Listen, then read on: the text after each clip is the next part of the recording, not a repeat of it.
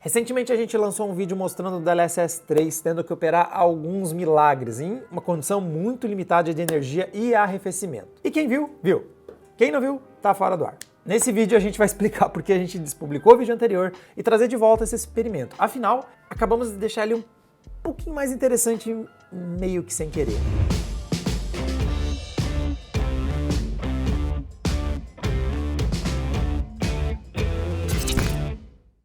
Bom, vamos começar pelo porquê do vídeo ter sido tirado do ar, o vídeo original. O mote dele era usar este ultrafino aqui. Esse aqui é o Galaxy Book 3 Ultra, porque ele é uma das situações mais extremas que nós conseguimos desafiar o DLSS 3, já que além de ele usar o chip RTX 4050, que é o mais básico da linha RTX 40, esse notebook é extremamente limitado em espaço e energia. E é aqui que o vídeo original esbarra em um problema. O notebook operou entregando algo como 25 watts para o processador e no máximo uns 35 watts para a placa de vídeo. Algo que é a configuração padrão do Book 3 Ultra, mas a gente precisa abrir um asterisco aqui. Essa é a configuração padrão do notebook, com Windows usado no modo Performance, mas o software da Samsung sobrescreve essa configuração, com seus próprios ajustes.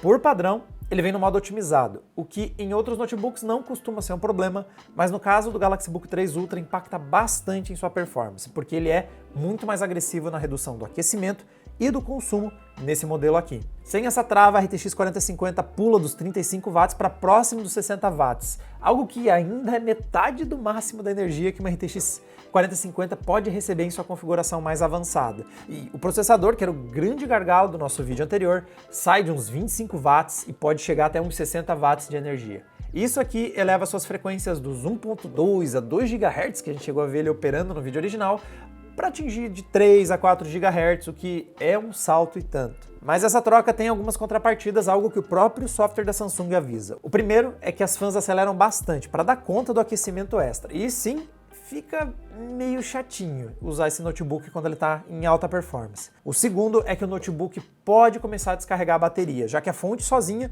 que entrega em torno de 100 watts, não vai ser capaz de suprir toda a energia que ele precisa quando está em alta carga.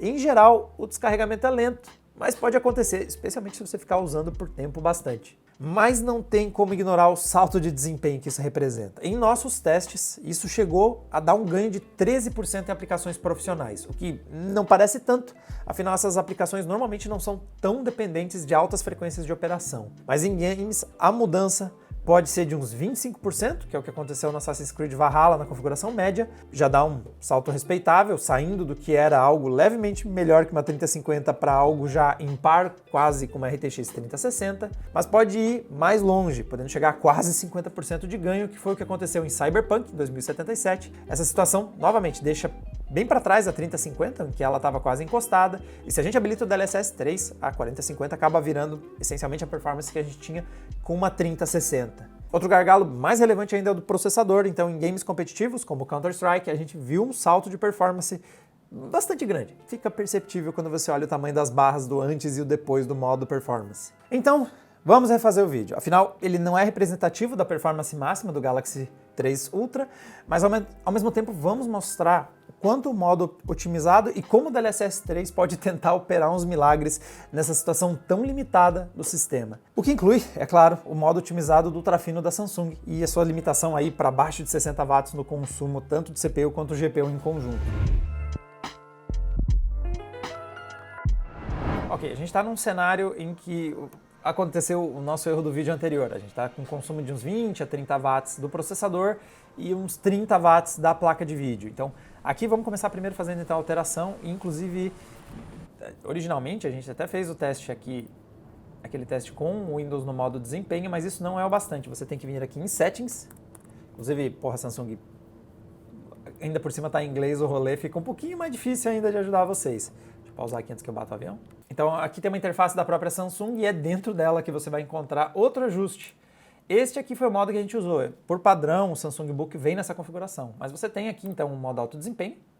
Habilitamos ele. As fãs vão ficar um pouquinho mais agressivas provavelmente. Mas veja como o consumo de energia já aumentou bastante. Nós já temos um consumo de 60 watts para a nossa GPU, né? E enquanto que o processador também já subiu para 35 watts e também as frequências estão consideravelmente mais altas do que a gente tinha no nosso vídeo anterior. Isso também impacta bastante na performance, então, a ver que a gente está com 70 FPS, então muito mais possível de jogar comparado com a situação que nós tínhamos antes, principalmente por causa de gargalo de CPU. Então aqui já temos um gameplay na faixa de 60 FPS, então já daria para jogar de boa isso aqui, mas nós temos o recurso do gerador de quadros, então vamos aproveitar ele. Então tá aqui, gerador de quadros. No detalhe, a gente está usando a configuração em Full HD com ajustes do gráfico no médio, então uma boa performance. Full HD no médio, pegando nos 60 frames é legal. Nós vamos habilitar então aqui o gerador de quadros.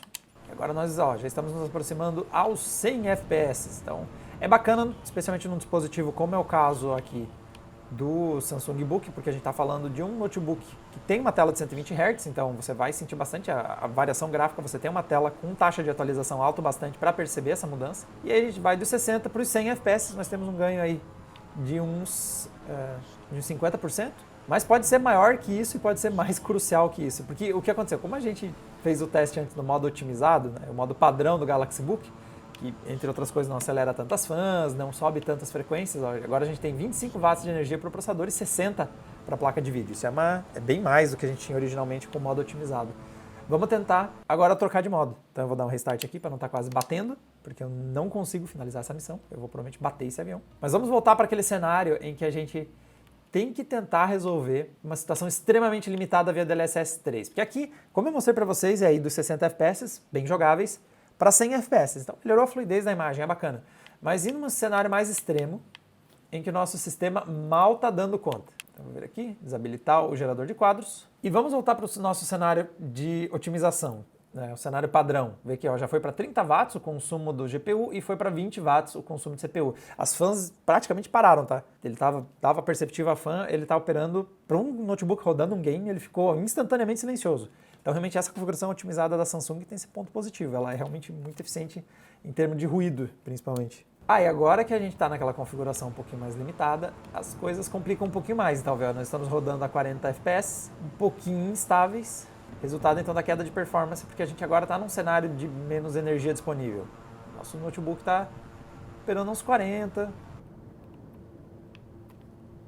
Um pouquinho de stutter. Já, agora, especialmente agora que eu estou me aproximando mais das casas, tem um pouquinho mais de modelagem, como o processador está bem limitado ali nos 20 watts, também não consegue dar frequências muito altas e aí a gente começa a baixar para uns 40 FPS.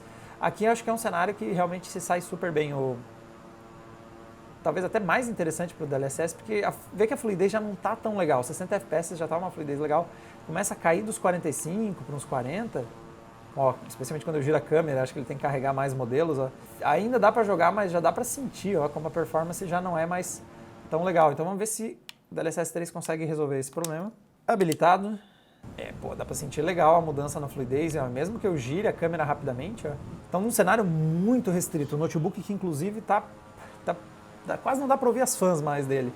Operando com pouquíssima energia, né, menos de 60 watts o consumo total aqui, somando CPU e GPU, né, que são os principais componentes de consumo, a gente está jogando acima dos 60 FPS. Vê que o processador está 2.5 GHz, então ele ajuda também no gargalo tanto de placa de vídeo quanto de processador. Então, às vezes que o processador dava aquela engasgada, ele está ajudando a não... Eita, pera, desvira. Ai, meu Deus, agora eu ferrei. Eu não estou nem olhando para frente. Melhor.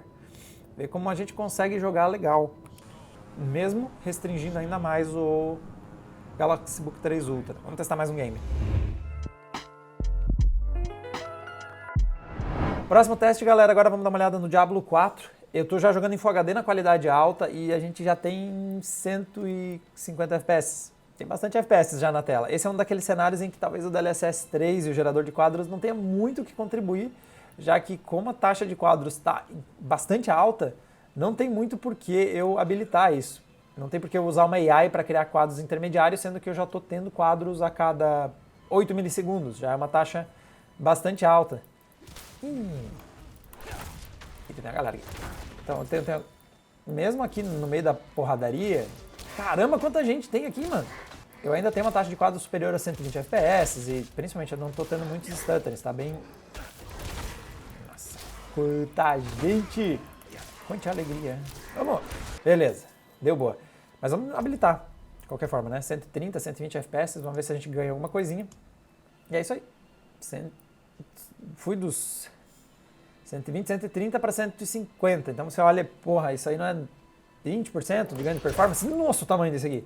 É um ganho baixo, mas aí que vem o ponto. Quando você já tem uma taxa de quadros muito alta, o gerador de quadros do DLSS 3 vai precisar ali dos seus 2 milissegundos para fazer o quadro intermediário. Então, ele já está com dificuldade de, a tempo, pôr um quadro adicional no meio do caminho. Então, você acaba não ganhando muita performance mesmo, no fim das contas. Então, quando você já está acima dos 100 FPS, não tem muito motivo pelo qual habilitar o DLSS 3. Ele faz muito mais sentido quando você está uma qualidade gráfica muito alta, que seu PC não está dando conta, não está rodando uma taxa de quadros tão alta e aí você pode interpolar esses quadros. Mas vamos, de novo, voltar para aquela situação mais restrita, então. Vamos ver aqui nas configurações e pôr o PC no modo otimizado.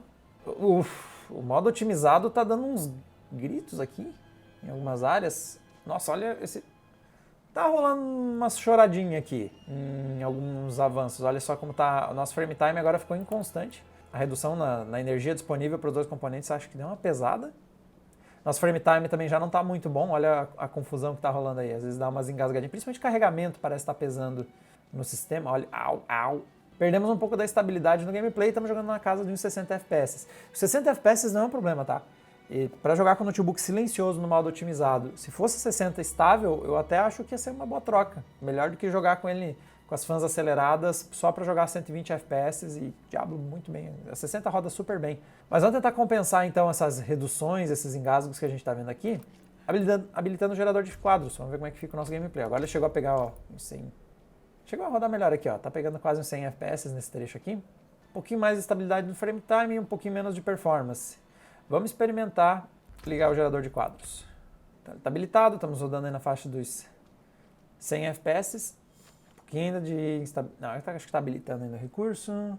Aí subimos de uns 100 para uns 120 FPS de novo, ou seja, eu estou jogando de novo naquela taxa de quadros de 120, 130 que a gente tinha antes sem usar o gerador de quadros, só que ao invés de liberar para o consumo mais alto dos componentes, eu estou fazendo via AI os quadros que antes eu estava usando mais energia para fazer acontecer. Então é interessante ver como o gerador de quadros pode servir como uma forma também de economizar energia ou tornar viável o gameplay em uma situação mais limitada de energia, quando você não tem força bruta para fazer os 120, 130 FPS. Vamos ver se vai dar engasgo aqui entrando na cidade, mas ó, tá fluindo melhor também esse pedacinho aqui. O gerador de quadros também parece dar uma amenizada nos stutterings. Ele não resolve os stutterings, então teve alguns aqui ao longo do caminho, mas ele dá uma ajudinha ali nesses engasgos. Ao criar esses frames intermediários, ele também acaba amenizando os momentos em que tem um engasgo mais perceptível. A linha começou a bagunçar do frame time, mas ela não tá tão ruim quanto quando eu tentei passar aqui sem o gerador de quadros. Vamos ver como foi um trecho relativamente tranquilo. Bom, e a gente testou no vídeo original também alguns outros games, tá? Vamos aproveitar e comentar um pouquinho deles. Então, por exemplo, o Marvel's Spider-Man, ele estava rodando com extrema dificuldade por causa do gargalo de processador. O CPU chegava a pegar menos de 2 GHz e é um jogo que tem muitas pessoas na rua, tem muita geometria, então o gameplay ficou bem comprometido, abaixo dos 30 FPS, difícil de controlar o personagem. Quando a gente habilitou o DLSS, lembrando, isso com o Galaxy Book no modo otimizado, então por isso que ele tem um consumo tão baixo. Quando a gente ligou o DLSS 3, a gente passou a ter uma taxa de quadros que dobrou e, principalmente, os stutterings foram amenizados, eles não foram resolvidos, então a linha de frame time está bagunçada, mas quando você olha lado a lado, vê como fica muito mais possível jogar usando o gerador de quadros, criando uns frames ali tentando amenizar a experiência, tentando deixar mais suave, ao mesmo tempo que aumenta a fluidez, também dá uma amenizada na porradaria que é os stutters acontecendo de tempos em tempos. Então o gameplay ficou muito mais viável, algo que também aconteceu no Hogwarts Legacy. No modo otimizado do Galaxy Book, reduzindo o consumo aí para 30 watts da 4050, você não usando o gerador de quadros, o gameplay realmente estava numa casa assim, impossível de jogar, muitos stutterings. E habilitar o gerador de quadros, de novo, ajudou a amenizar esse problema. Não digo que o gameplay ficou perfeito, galera. Não dá para simplesmente sair jogando com o Galaxy Book 3 Ultra no seu modo otimizado e querer só compensar isso via gerador de quadros. Realmente o ideal é você ligar ele na tomada, ver se ele tem bastante bateria, já que ele pode descarregar um pouquinho ao longo do processo, aceitar umas fãs um pouquinho mais ruidosas e ligar o modo performance dele para jogar. Aí ele realmente performa legal.